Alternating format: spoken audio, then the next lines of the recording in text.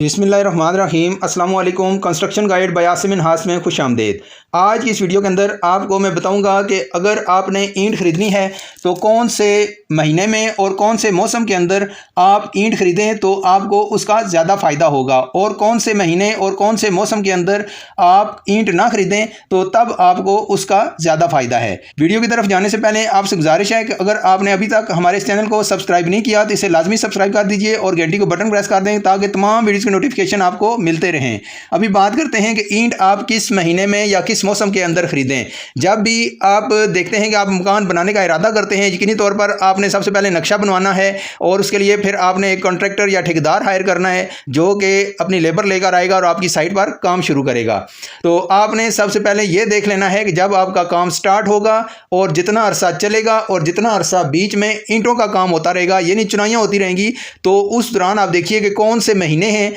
क्योंकि जो बरसात के महीने होते हैं यानी सावन के महीने, यानी आप कह लें कि जुलाई और अगस्त और सितंबर की 15 तक,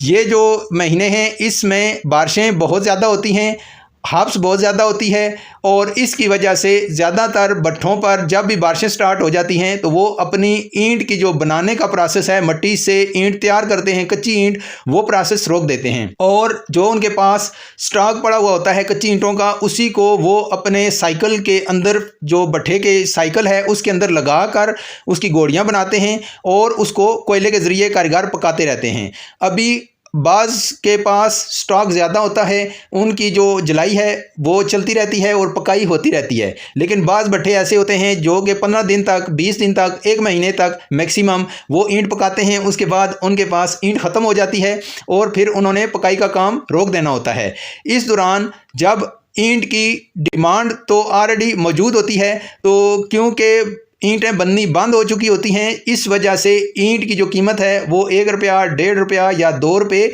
ज़्यादा कर दी जाती है। हाँ, अगर बाज़ दफ़ा ऐसा भी होता है कि गैर मामूली बारिशें हो जाती हैं, मसलन वक्त से पहले बारिशें हो गई या ज़्यादा अरसा तक बारिशें होती रहीं, तो इस दौरान वो जो ईंटें बनने का अमल है वो रुक जाता है और इस दौरान जो भी बंदा ईंट ख़रीदेगा तो उसको यकीनी तौर पर महंगी पड़ेगी और उसके जो मकान की कास्ट है वो ऊपर चली जाएगी।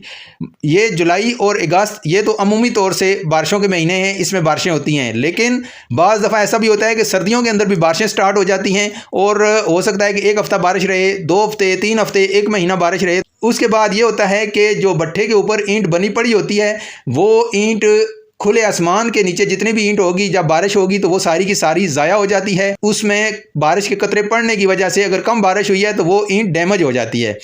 अब वो ईंट जो है वो नाकस ईंट कहलाती है, यानी बारिशी ईंट उसे कहते हैं। ना वो ए कैटेगरी के अंदर आएगी, ना बी में आएगी और ना सी के अंदर आएगी, बल्कि इसकी कैटेगरी अलग से होगी। इसे कहते हैं कि बारिशी ईंट है, यानी जिसकी ईंट के ऊपर बारिश के निशानात आपको नजर आएंगे कतरों के, वो बारिशी ईंट होगी। तो ये ईंट पकाई के लिहाज से इतनी अच्छी और मजबूत नहीं होगी, इसलिए आपने कोशिश ये करनी है कि आपने जब भी ईंट ख़रीदनी है तो साफ़ सुथरे मौसम के अंदर ख़रीदनी है और जब प्रॉपर भट्ठे के ऊपर ईंटें बन भी रही हों और साथ में ईंटें तैयार होकर निकल भी रही हों। जब भट्ठे प्रॉपर चालू होते हैं वहाँ पर ईंट वो पक भी रही होती है, पकाई हो रही होती है उसकी, तो उस दौरान आप ईंट ख़रीदें तो उस दौरान आपको ये फ़ायदा होगा कि ईंट का रेट आपको मुनासिब मिलेगा। यानी अगर आपको नॉर्मल हालात में ईंट का रेट मिलता है 12 रुपये या 13 रुपये या 15 रुपये या 16 रुपये, और बारिश के दिनों में जब ईंट बंद हो जाएगी बननी, उस वक्त आप ख़रीदेंगे तो उस वक्त उसका रेट तेज़ होगा। इसका आपको नुकसान ये होगा